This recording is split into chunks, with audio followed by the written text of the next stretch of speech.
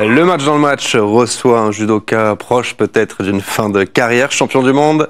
En 2013, chez les moins de 80 kg, notre invité a également connu les Jeux Olympiques. C'était en 2016. Loïc Pietri nous fait le plaisir d'être avec nous. Bonsoir Loïc. Bonsoir. Comment ça va tout d'abord? Ça se passe bien. Je suis revenu dans le sud, donc déjà ça fait plaisir.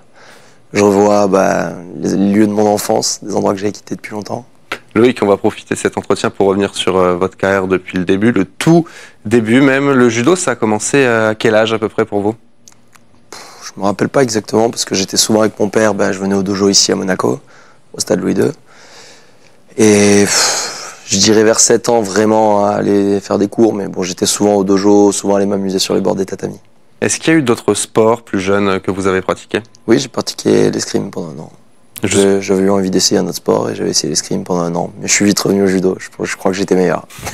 Et le judo, vous parliez de votre père tout à l'heure, vous l'avez dans le sang puisque votre papa Marcel a notamment été vice-champion d'Europe en individuel. C'était en 1986. C'était une évidence pour vous le judo? J'ai rapidement eu envie, dès que j'ai fait la compétition, ça m'a de suite challengé. J'ai eu envie j'avais envie de gagner, quoi. Et ouais, je pense que rapidement je suis tombé dedans. Mais après, il n'y a pas eu d'obligation. J'ai vraiment aimé ça dès le début, quoi. En fait, j'étais mauvais perdant. Voilà. Quel rôle a joué votre père tout au long de votre vie de judoka? Il m'a accompagné et je pense que la vie du club, le travail qu'il faisait, de voir les grands qu'à la compétition, tout ça, ça m'a donné envie. Donc ça m'a inspiré. C'était votre premier modèle, votre père? Oui, forcément. Je pense comme beaucoup d'enfants, mais c'est sûr que là, dans le judo, peut-être ça dure un peu plus longtemps parce que je pense qu'il y a des familles où les enfants, les chemins entre les parents et les enfants se séparent rapidement. Nous, là, on a fait un bout de chemin ensemble quand même, avec pas mal de compétitions, d'entraînement, et voilà, forcément tout ce qui va avec.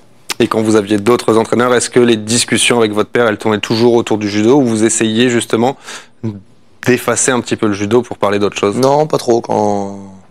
Une fois que j'étais senior, qui m'avait formé, quoi, on parlait un peu moins de judo, ça nous arrive toujours. Mais après, on essaie d'éviter parce qu'à la maison, il n'y a pas que des judokas aussi. Il y a ma mère et ma sœur, donc on essaie de pas en parler tout le temps non plus. On parlait de modèles tout à l'heure. Hormis votre père, est-ce que plus jeune, il y a des judokas ou d'autres personnes qui étaient vos idoles ou vos modèles? Quand j'étais plus jeune, comme beaucoup de gens de ma génération, on regardait les DVD Fighting Film. Là, on regardait les John, les Koga, tout ça. Et puis en France, j'étais allé voir le championnat de France, j'avais vu David Larose, ça m'avait inspiré parce qu'il avait gagné, il était assez jeune. Donc c'est toujours inspirant quand on est jeune de voir un athlète jeune gagner, qui avait 18-19 ans à l'époque. Voilà, ça ne rajeunit pas. Et qui d'autre? Dani Fernandez aussi, je regardais un peu quand j'étais jeune. J'avais appris à faire Kouchigari moment, quand je l'avais vu gagner avec ça à Paris. En fait, souvent ce qui inspire les jeunes, c'est quand c'est impressionnant, c'est quand on voit du judo, quand on voit des hippons. Donc moi j'étais attiré par ce type de judo. Je voulais mettre hippon, je voulais marquer le point. C'est piocher un petit peu chez chacun quand on est jeune pour essayer de se faire soi-même? Ouais, oui, mais après il faut faire attention parce que parfois trop regarder ce qui est beau, on n'est pas forcément dans l'efficacité et dans ce qui nous correspond, quoi, parce que tout le monde n'est pas pareil, tout le monde n'est pas fait pareil physiquement. Donc faut quand même trouver sa voie, faut suivre son chemin, faut s'inspirer à droite à gauche, mais je pense qu'il faut quand même rester dans son truc. Quel est votre premier grand souvenir de vous sur un tatami? Une compétition ou un entraînement qui vous a marqué? Quand j'étais tout petit, je me rappelle, j'attendais les premières compétitions officielles. Parce que voilà, du coup c'était, je crois, le district. Ouais, c'était district à l'époque, c'était la moitié du département. Et quand j'avais gagné ça, j'étais très content parce que j'étais champion de district. Je regardais la carte et c'était moi qui étais le champion de cette zone. C'est tout bête, mais c'est le premier souvenir parce qu'on m'avait dit, ce qui compte, c'est les compétitions officielles. Les tournois, c'est pour s'entraîner. Et les compétitions officielles, c'est important. Et du coup, moi, j'étais là-dessus. J'étais vraiment ça. Après, il y a quoi? Mes premiers titres en championnat de France quand j'étais jeune, ça, c'était assez marquant. Puis ma première victoire au championnat du monde junior. Ça aussi, c'était un bon souvenir. Et voilà, je pense que chez les jeunes, c'est ça. Après, chez les seniors, forcément, le premier titre mondial, c'était quelque chose. On en reparlera un petit peu plus tard. Chez les sportifs de tout niveau, il y a parfois la compétition qui transcende ou qui inhibe. Quand on vous écoute, on a vraiment l'impression que ça vous transcendait, vous, c'est ça? Après, oui, moi j'ai toujours... à partir du moment où on a travaillé, moi c'est perso, faut parler pour soi, parce que je pense que c'est le but pour tout le monde. Mais à partir du moment où je travaille, où je pars sur un événement, et que j'y vais. Moi, j'avais un état d'esprit assez combatif. C'était un peu d'ailleurs, je rentrais dès le début dans le combat et j'essayais de faire tomber du début jusqu'à la fin. Et comme j'avais cet état d'esprit-là, j'étais pas là. J'ai jamais eu l'impression d'être en dessous de mon niveau. Parfois, ça m'arrivait de pas avoir de sensations, et je me battais quand même. Parfois, il y a des sensations, et ça passait encore mieux. Mais je me suis jamais trop posé de questions, en fait, sur tout ce qui était psychologique, parce que bon, je sais que c'est à la mode, hein, beaucoup de gens sont prépa mentale à fond. Moi, je pars du principe que l'important, c'est de rester confiant dans son projet, et quand on revient de compète, même si on a perdu, on repart, on se remet dedans. Peut-être que j'en faisais inconsciemment, en fait, je pense. Que, en faisant beaucoup de compétitions, en s'entraînant beaucoup, on fait déjà de la prépa mentale juste, je pense, sans le savoir, juste en se mettant dans cette dynamique de j'ai perdu, mais je vais trouver une solution et je repars. Et moi, c'est tout le temps comme ça que j'ai fonctionné.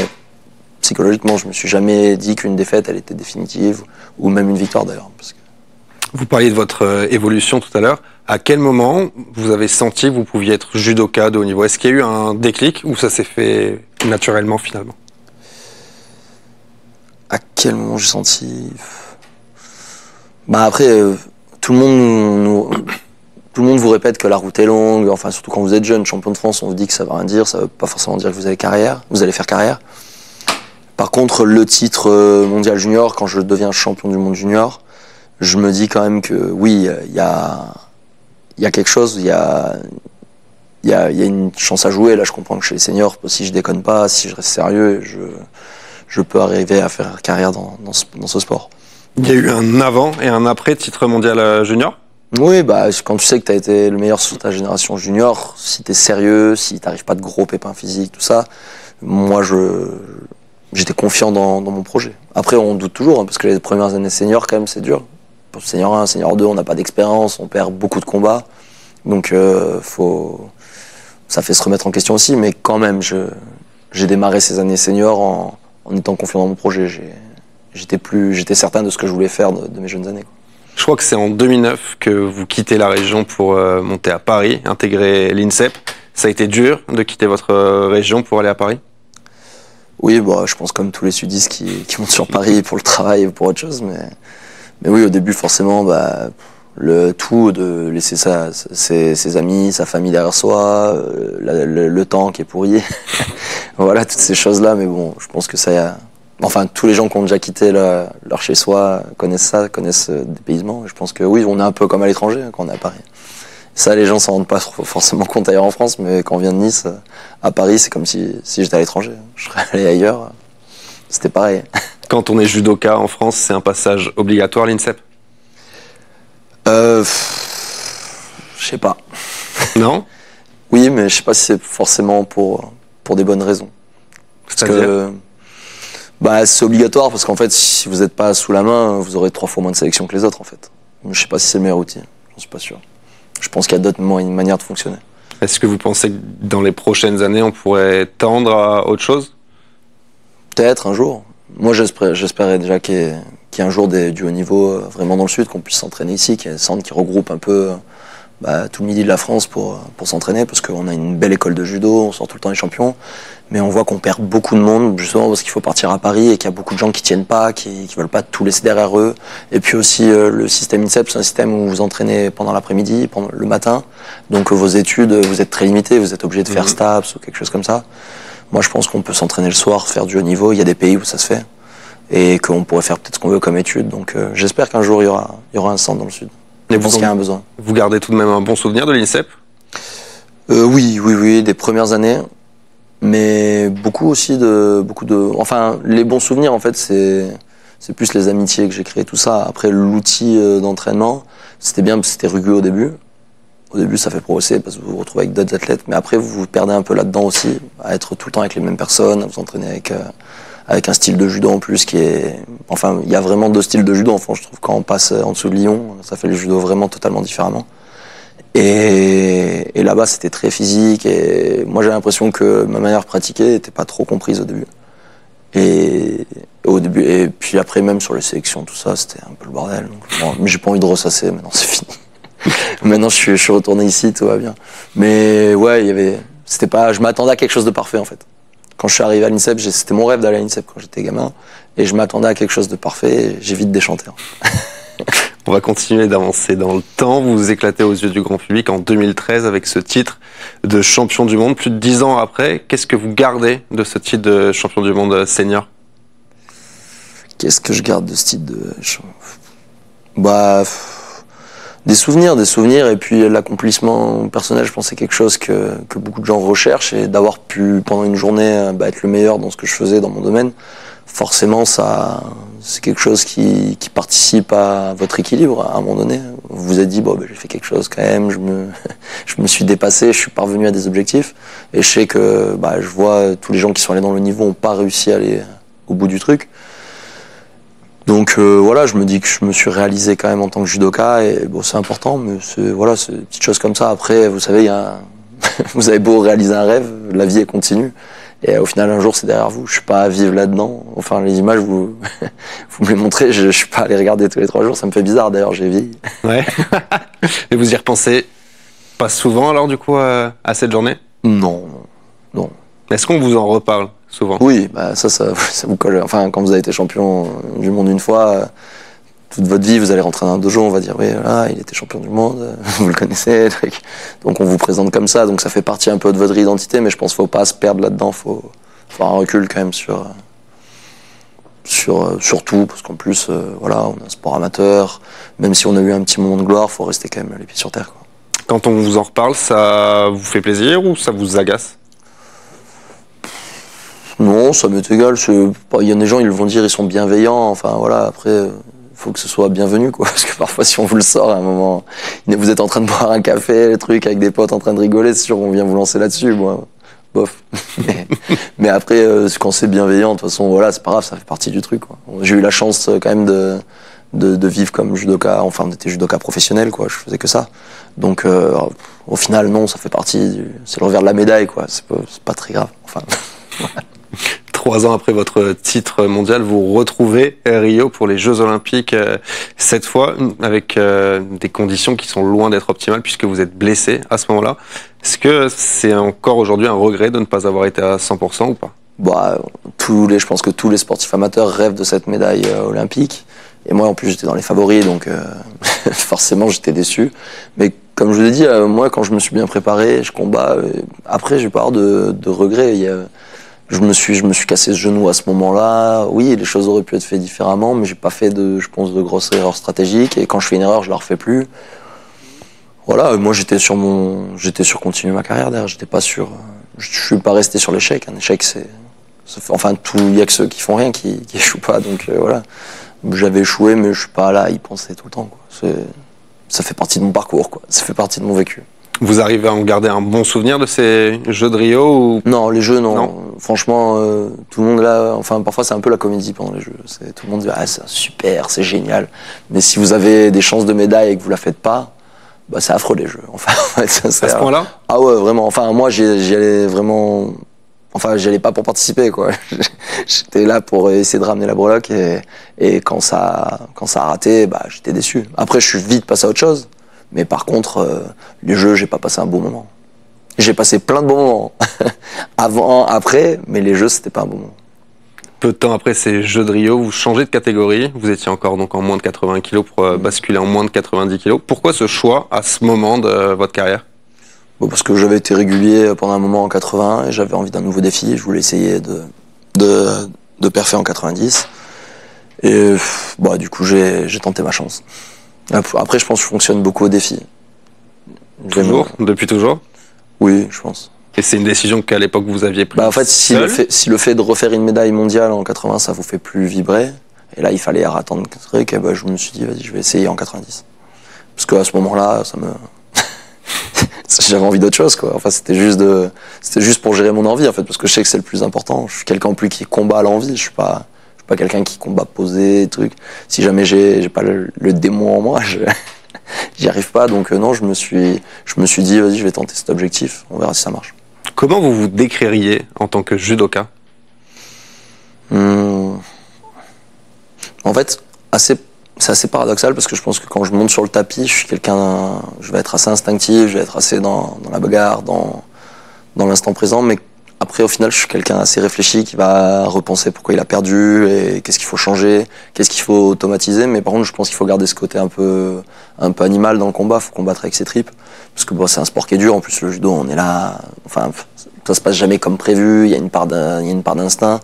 Mais après, par contre, il faut quand même savoir dresser la bête à l'entraînement, quoi. Prendre les bonnes habitudes, comprendre pourquoi on a perdu. Moi, ça me hante quand, même à l'entraînement, quelqu'un qui me fait tomber sur un truc, j'étais jamais tombé.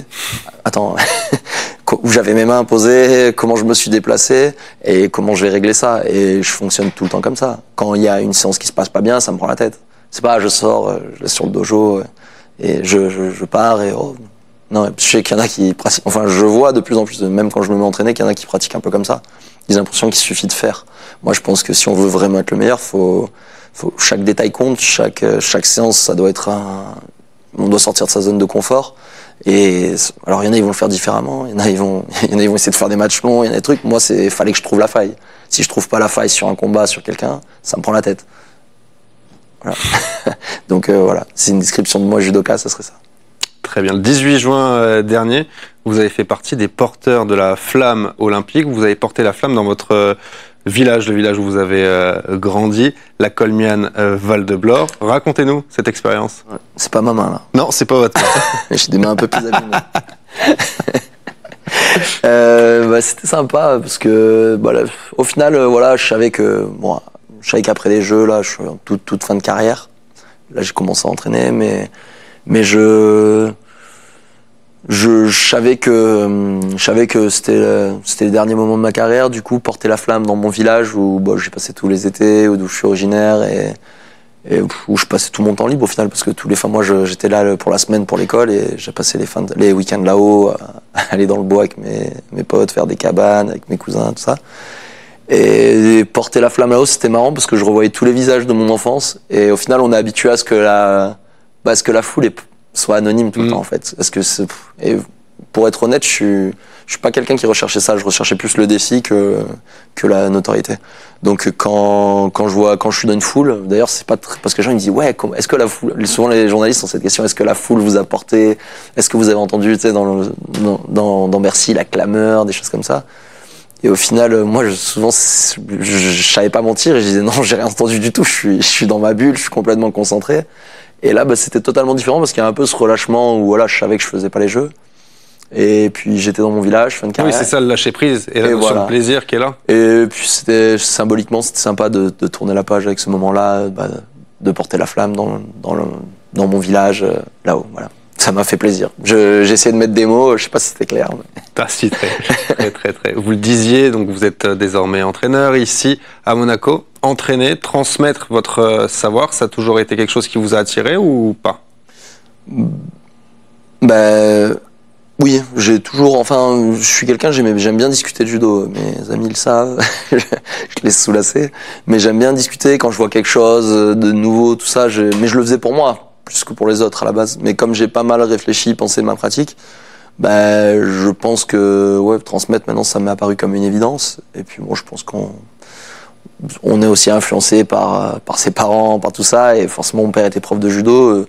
Et c'était une option. J'aurais pu faire autre chose, mais... Comme quoi?